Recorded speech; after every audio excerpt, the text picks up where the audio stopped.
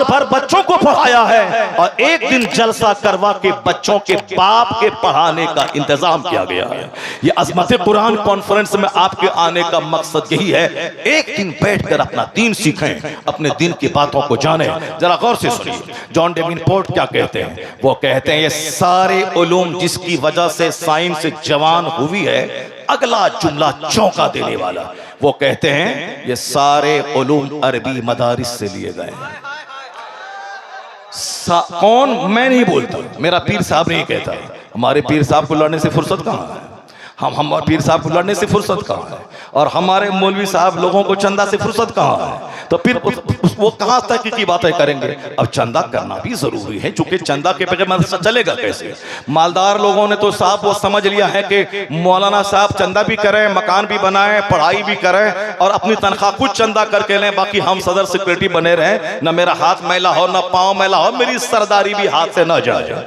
जब लोगों ने देखा कि साहब पहले मदरसा चलाने का मकसद ये था कि आलिम दीन आप मसनद पे बैठो, आप बच्चों को कुरान पढ़ाओ, बच्चों को तफसीर पढ़ाओ, तुम्हारे पास इल्म है तुम इल्म बांटो, मेरे पास दौलत है मैं तेरा इंतजाम करूंगा, मैं मदरसे की तामीर करूंगा, मैं बच्चों के खिलाने का इंतजाम करूंगा। तो दोनों अपनी जिम्मेदारी निभाते थे कि मौलाना इल्म सिखाएं, मसनद पर बैठकर दरसे कुरान दरसे हदीस दें, बाकी समाज के जिम्मेदार लोग उस मदरसे का मेंटेन करेंगे, वो तामीर भी करेंगे, ज़कात और खैरात कलेक्शन करके मुदर्रिसिन की तनख्वाह भी देंगे, बच्चों के खाने का इंतजाम करेंगे। उनके पास दौलत है, वह दौलत लूटा के दीन बचाएंगे। इनके पास इल्म है, यह इल्म लूटा के दीन बचाएंगे, या इल्म की खैरात तकसीम करेंगे।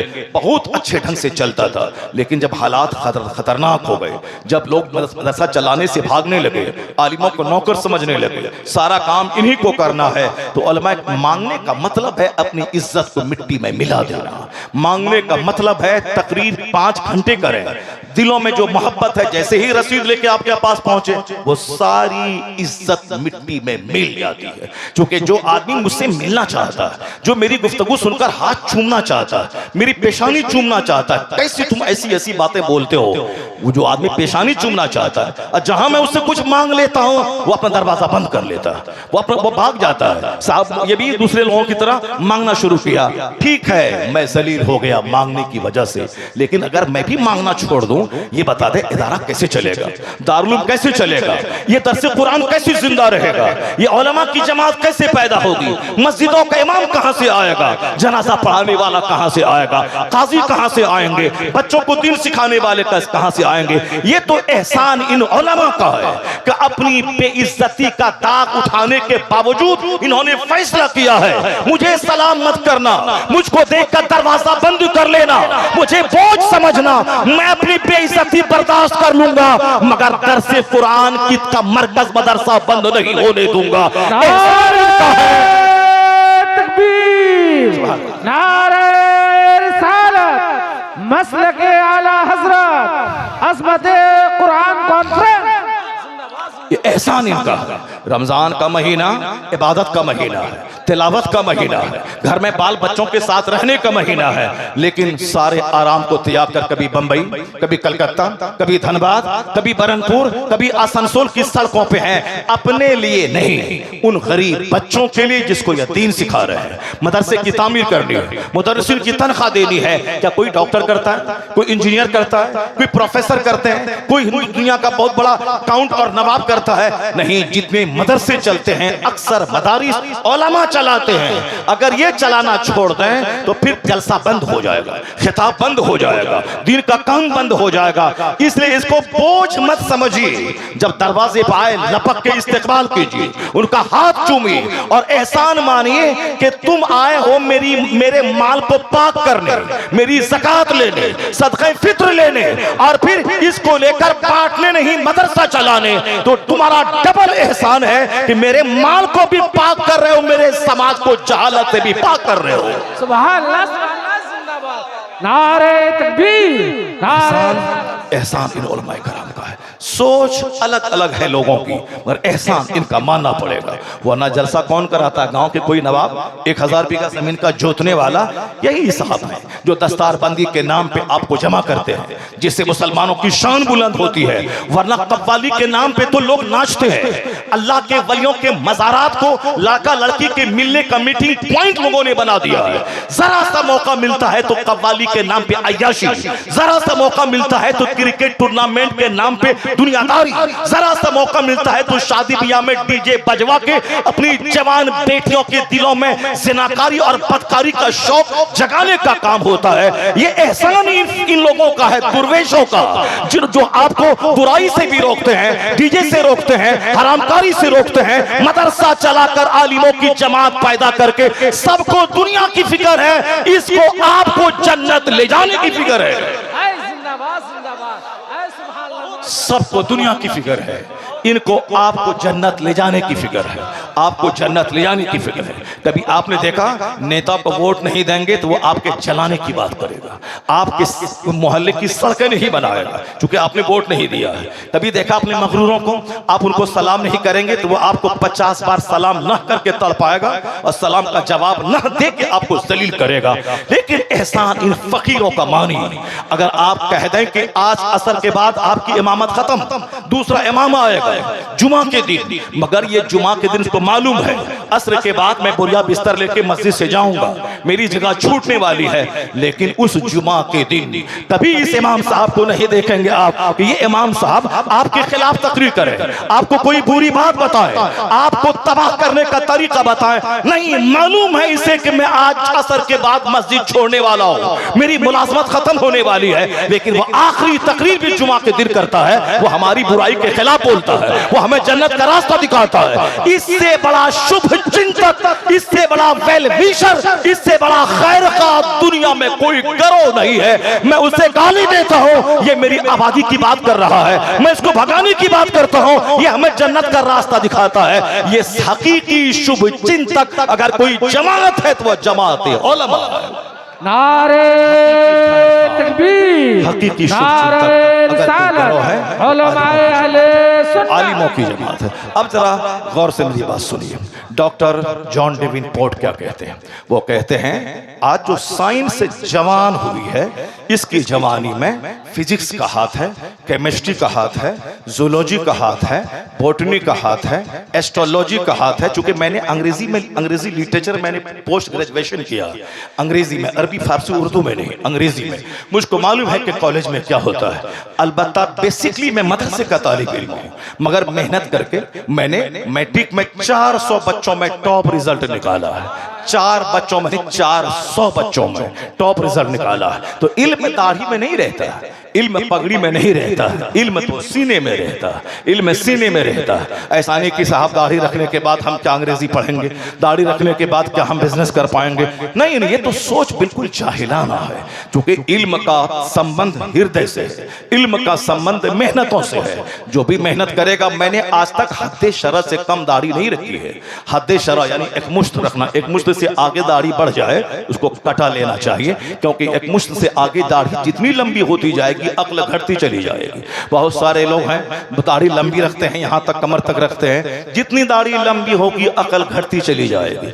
इसलिए यकमुश्त से आगे दाढ़ी जाए उसको काट लेना चाहिए। और सुन्नत यही है यकमुश्त दाढ़ी रखना। यकमुश्त दाढ़ी रखें, अक्ल स्ट्रांग रहेगी, आपकी कुव्वत मर्दानगी भी आपकी जबरदस्त रहेगी, क्योंकि दाढ़ी के बाल का संबंध कुव्वत मर्दानगी से बहुत ज्यादा है, कुव्वत मर्दानगी से बहुत ज्यादा है। अगर आप दाढ़ी मूंढते हैं तो समझ लें कि आप अपनी मर्दानगी की ताकत को अपने हाथ से गंवा देते हैं। मैंने पढ़ा था आज से 20 साल पहले, एक बहुत बड़े हकीम ने कहा था कि जो दाढ़ी मूंढता हो, उनका बेटा मूंढता हो, उनका पोता मूंढता हो, पोते का बेटा मूंढता हो, उसका पोता मूंढता हो, 6 नस्ल तक अगर ये दाढ़ी मूंढी जाती रही तो 7वीं नस्ल का बच्चा हिजड़ा और नामर्द पैदा होगा। इसका बड़ा गहरा संबंध कुव्वते मर्दानगी से है। यहाँ तो 40 साल के बच्चे हमारे फेल हो जाते हैं और 80 साल का दाढ़ी रखने वाला आदमी साहब 2-4 बच्चे पैदा कर रहा है। क्यों? दाढ़ी का संबंध कुव्वते मर्दानगी से ज्यादा है। इससे पहले हिंदू भी दाढ़ी रखते थे, सिख तो दाढ़ी रखते ही है, और क्रिश्चियन भी दाढ़ी रखते थे, और आज भी वो लोग रखते हैं। यहूदी भी दाढ़ी रखते हैं, आज भी उसके जो रिब्बी होते हैं, उसका जो धर्म गुरु होता है, वो भी लंबी लंबी दाढ़ी रखते हैं। और हिंदुस्तान के हिंदुओं के जो पंडित होते हैं वो भी लंबी लंबी दाढ़ी रखते हैं, जैसे गुरमीत सिंह पंजाब का, आशाराम जी, और साहब जितने भी लोग हैं सब। अब दूसरों को हम क्या बोले?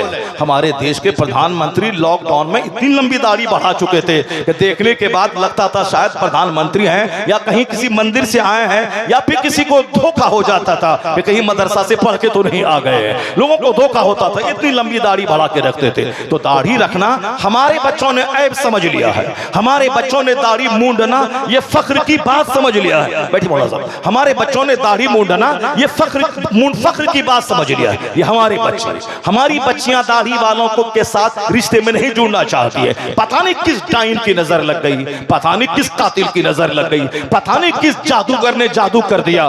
ये पंजाबियों की गोरी गोरी बेटियां, पंजाबियों के बच्चे दाढ़ी रखते हैं, सर पे पगड़ी पहनते हैं, बहुत हमसे ज्यादा ऊंची पगड़ी पहनते हैं। आखिर इसकी गोरी खूबसूरत बेटियां ये नहीं बोलती हैं कि दाढ़ी जंगल है, ये नहीं बोलती है कि पगड़ी देखने में बूढ़े की तरह लग रही है। नहीं, ये पढ़ी लिखी लड़कियां, इसकी IAS ऑफिसर, इसकी इंजीनियर, इसके डॉक्टर, ये सारी बेटियां उसी दाढ़ी वाले के साथ निकाह में बनती है। ये पता नहीं किसकी नजर लग गई कि हमारी जागिल घराने की अल्हड़ बेटियां, गरीब घराने की बेटियां भी दाढ़ी वाले को पसंद नहीं कर रही है। अरबपति लोग पसंद नहीं कर रहे। सबको मालूम है हिंदुस्तान का इकलौता वजीर आजम जो 10 साल तक हिंदुस्तान का वजीर आजम रहा, डॉक्टर मनमोहन सिंह, जो अभी ताजा अभी मर गए हैं। 10 साल हिंदुस्तान के वजीर आजम रहे कांग्रेस पार्टी के। सर पे पगड़ी रही, चेहरे पे दाढ़ी रही। डॉक्टर मनमोहन सिंह के अलावा ज्ञानी जैल सिंह जो हिंदुस्तान के बड़े ओहदे पर फाइज रहे, बूटा सिंह जो गृह मंत्री कभी रहे, और आज भी कर्नल विक्रम सिंह जो फौज का एक एक्स जनरल है, उसके चेहरे पे दाढ़ी है, सर पे पगड़ी है। मैं ये कहता हूं, एक कौम मुस्लिम के नौजवान बच्चे जब सिख पगड़ी दाढ़ी पहनकर ये कर्नल बन सकते हैं, प्राइम मिनिस्टर बन सकते हैं, या प्रेसिडेंट बन सकते हैं, या गृह मंत्री बन सकते हैं, और DM बन सकते हैं, तो तुम सुन्नते रसूल को मूंड कर कौन सा बड़ा कारनामा अंजाम देना चाहते हो? अगर तुमने सुन्नतों के मुताबिक दाढ़ी रखी और इस्लाम के कानून के मुताबिक सर पे टोपी सजाई और तुमने मेहनतें की, इनके पास मेहनत है, खुदा की रहमत नहीं है, उनके पास मेहनत है, बुजुर्गों की दुआ नहीं है। अगर तुमने मेहनत की उसकी तरह सुन्नत पे अमल किया तो तेरे पास मेहनत भी रहेगी, मुस्तफा की रहमत भी रहेगी, खुदा की अता भी रहेगी, बुजुर्गों का फैजान भी रहेगा। दूसरी कौमें तरक्की बाद में करेंगी और हर फील्ड में मुस्तफा का गुलाम आगे आगे रहेगा। नारे तकबीर, नारे रिसालत, मसलके आला हज़रत जिंदाबाद। पता नहीं किसकी नजर लग गई, किसने हमको बुरी नजर लगा दी, किसने हमारी बच्चियों की सोच को खत्म कर डाला। तो हम नहीं सुनते हैं कि एक सिख की बच्ची वो साहब अपने मजहब को छोड़ के गैरों के साथ भाग गई। हम नहीं सुनते कभी साहब मुशरिक की एक बेटी अपना मजहब त्याग कर वह गैरों के साथ चलेगी। ऐसा अगर होता भी है कभी कभार, मगर लगातार ये हालात इस तरह पैदा हो गए हैं। पढ़ी लिखी बेटियां साहब गैरों की गोद में जाकर दीन ईमान का सौदा कर लेती है।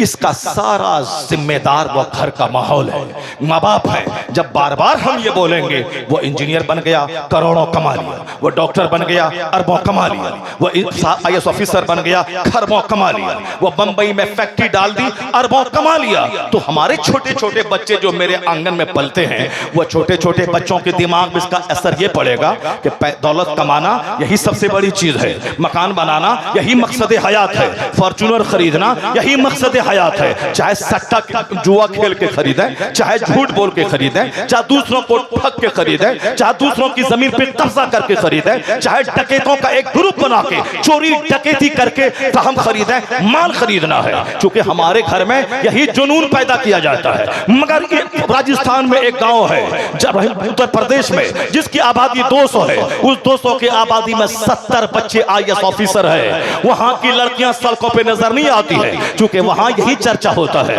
वो IAS ऑफिसर बन गया तुझे भी बनना है, वो IPS ऑफिसर बन गया तुझे भी बनना है। ये माँ बाप अपने बच्चों के दिमाग में IAS बनने का नशा डालते हैं, और हमारे घरों में पता नहीं किसकी नजर लग गई, वो दौलत बना लिया, वो मॉल खरीद लिया, वो मार्केटिंग कॉम्प्लेक्स बना लिया, वो घर बना लिया, वो जमीन खरीद ली, वो 10 एकड़ प्लॉट खरीद लिया, उन्होंने कॉम्प्लेक्स बना दिया। इसका नतीजा ये होता है दीन मजहब की बातें साइड में हो जाती हैं और बच्चों के दिमाग में दौलत कमाने का जुनून चढ़ जाता है। जबकि कुरान करीम में जगह बजगह दुनिया की इतनी मसम्मत की गई है कि एक जगह कुरान करीम में कहा गया है कि वलौला अयकुन अन्नास उम्मतन वाहिदा ला जअलना लिमन यकफुरु बिर्रहमान लिबुयूतिहिम सुक़ुफन मिन फिद्दा व मआरिजा अलैहा यज़हरून व लिबुयूतिहिम अबाबा व सुरुरन अलैहा यत्तकिऊन व ज़ुख़रुफा।